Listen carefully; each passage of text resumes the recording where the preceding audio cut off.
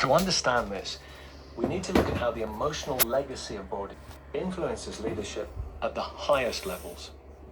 Nick Duffel has spent decades working with former boarders, and he's written 4 books on the subject. He was the first person to explore the psychological long-term effects of boredom. He explains how many develop what he calls a strategic survival personality, an exterior that appears confident and capable, but often conceals a deep emotional disconnection.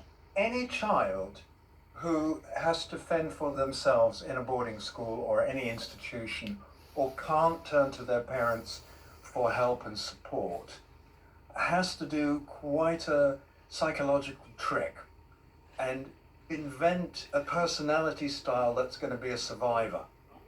And in a boarding school, it's so easy to break one of the plethora of rules, or to get bullied or scapegoated by some of the other children who are there and are equally scared, that they develop what I've called a strategic survival personality. That means strategic in order to stay out of trouble.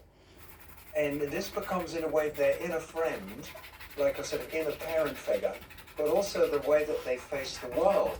This survival mechanism helps children navigate boarding school, armor plating them from painful emotions. But as Nick Duffel explains, the personality they develop to protect themselves during childhood can have consequences later in life when it comes to maintaining relationships and managing stress. What you see on the outside is you see a sort of functioning self, but inside it's under a lot of pressure and a lot of anxiety, and it has to get things right. And if it doesn't get things right, really fears the worst. So it's a very tense and brittle personality, but it knows how to talk the talk. It knows how to be what's required. It knows when to tell a joke, and it's very socially competent, but it's very poor at things like intimate relationships and sharing and vulnerability, and it's very poor at taking good decisions, which is what, of course, you need to be a leader. This personality type, many of us will have worked with someone like this, or think we see it in leaders and politicians. It's something Chris Brach recognized in his own leadership style, and he had to do something about it. After a breakdown in therapy, he's now making it his mission to work with boarding schools, hoping to produce more compassionate, emotionally intelligent leaders for the future. If I'm to look at what you've done in life, if I was to see it on LinkedIn, I'd think, oh, this guy's impressive. All your leadership roles, FMCG, management, marketing, sales, Cadbury, Kellogg's, PepsiCo. If you were my boss, what would you have been like? Well, my personal style, I was quite autocratic. I was command and control. I was never a shouter. I was quietly menacing. I was so scared of failure that I basically stayed in my lane the entire time I was in my career. And the things that I strived for most were promotion. And my idea behind promotion was not, the money was part of it, the status, the money, the job title. But actually what I realized I was trying to do, I was trying to get high enough so that no one could bully me anymore. I thought that if I was at the top, there'd be nothing more raining on my head. Now, of course, anyone who's ever got to the top of anything, or CEO or a managing director, knows that there's still a board, there's still shareholders, there's still the press or whatever there is. So you're the head prefect. Yeah, you're kind of trying to get to the top of the school. For me, I can only speak to but I was trying to get to a place of safety effectively. How that manifested in my leadership style was I wasn't good at asking for help, showing vulnerability. Help is weakness, if you like. If new information came in and required a change of direction, that's very much seen as kind of weakness because you're not staying on course. And you can draw a straight line from all of this to what we see in politics, what we see in big business. But I would surround myself with people like me, people that weren't going to challenge me too much, people that I could have a laugh with and create that kind of locker room banter with, if you like, but no one who was going to bring in anything too fresh or controversial, because I was so fearful of making mistakes. Stay in your lane and stay with your tribe. Yeah.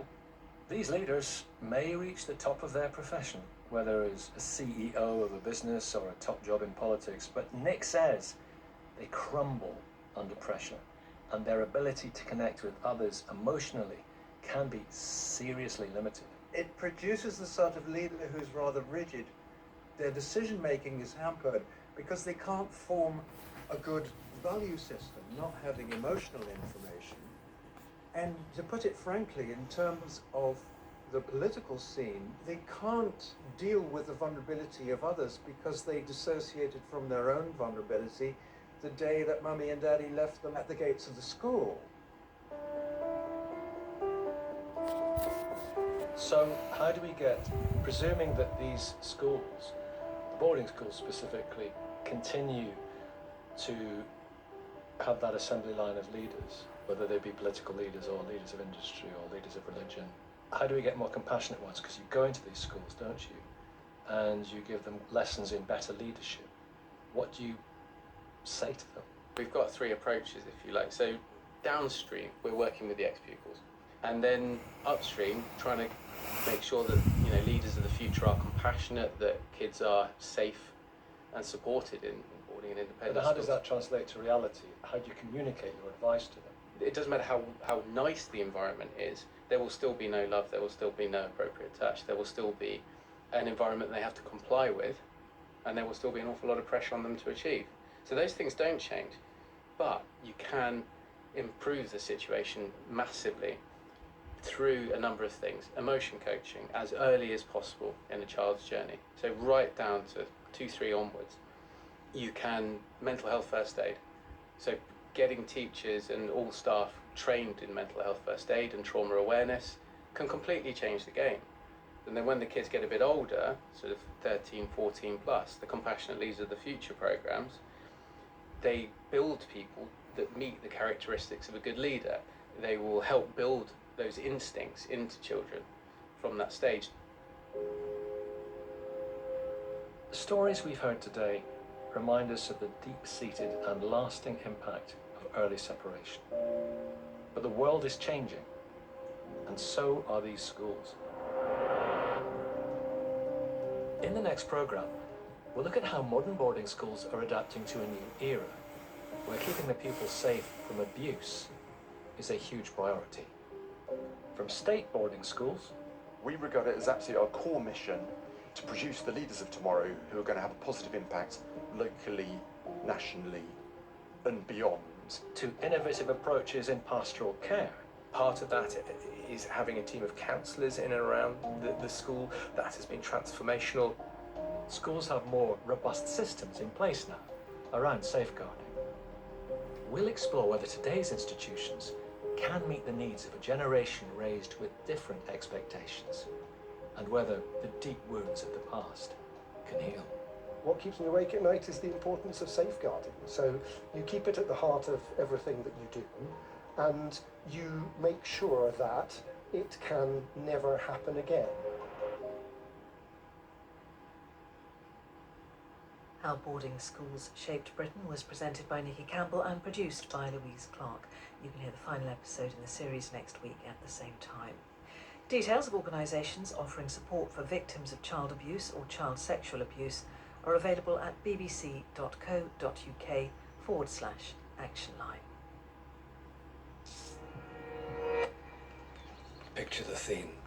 It's a summer's night.